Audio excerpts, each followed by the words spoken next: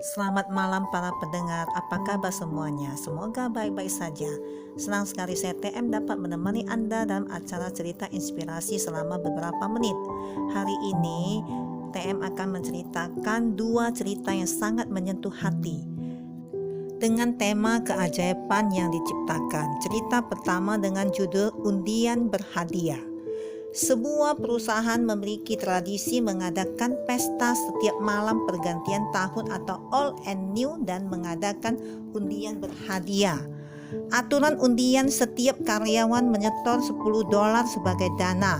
Hingga dari 300 karyawan terkumpul $3.000. Yang beruntung akan mendapatkan semua uang yang terkumpul.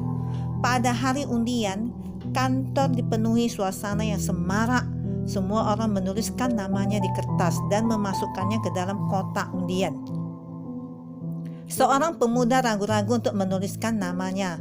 Menurutnya, orang yang paling pantas mendapatkan hadiah undian tersebut adalah seorang ibu pembersih di perusahaan tersebut, yang anaknya baru-baru ini didiagnosa mengalami bocor jantung, tapi dia tidak mempunyai uang untuk membayar biaya operasinya.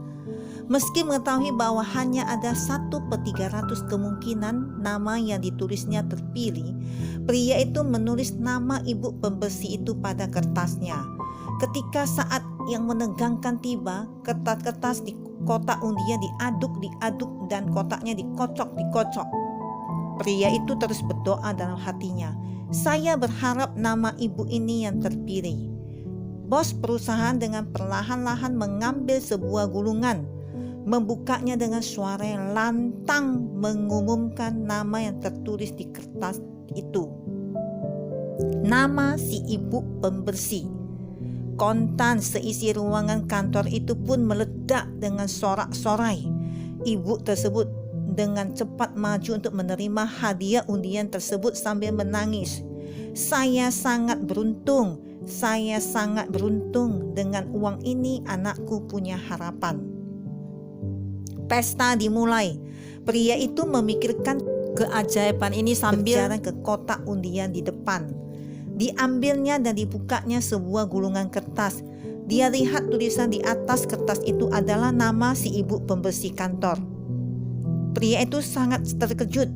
Lalu dia ambil lagi dan buka lagi beberapa gulungan. Ternyata meskipun tulisan tangannya berbeda-beda, namun nama yang tertulis di semuanya sama, yaitu nama ibu pembersih kantor tersebut. Mata pria ini pun berlinang air mata. Disadarinya bahwa di dunia ini memang benar memiliki keajaiban. Namun keajaiban itu bukan turun dari langit, melainkan kita jugalah yang harus menciptakannya. Kesimpulan dari cerita, jalinan jodoh baik dengan sesama dapat menciptakan keajaiban dalam kehidupan kita. A good relationship among others can create a miracle in our life.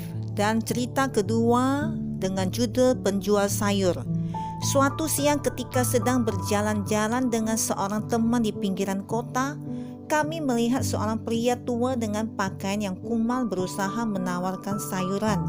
Namun sayur-sayuran itu tampaknya seperti daun-daun yang mulai mengering, warnanya kekuning-kuningan dan berlubang-lubang bekas gigitan serangga. Teman saya tanpa mengatakan apapun membeli 3 ikat sayuran sekaligus. Orang tua itu dengan sangat menyesal menjelaskan, "Sayuran ini adalah tanaman saya sendiri. Hujan tidak turun beberapa waktu yang lalu, hingga sayurannya mulai menguning. Saya sangat menyesal." Setelah kami berlalu, saya tanya teman saya, "Apa kamu akan memakan sayuran ini di rumah?" Teman saya berkata, "Tidak, sayuran ini tidak bisa dimakan lagi." "Lantas kenapa kamu beli?" "Karena sayuran ini tidak akan dibeli oleh siapapun juga jika saya tidak membelinya. Orang tua itu mungkin tidak akan mendapat penghasilan apapun hari ini." Sangat terkesan dengan kebaikan hati teman ini. Saya pun kembali ke tempat orang tua itu dan membeli sisa sayurannya yang masih ada. Orang tua itu berkata dengan gembira, Saya menjual semua sayuran saya sampai tidak bersisa hari ini. Terima kasih atas pembelian Anda.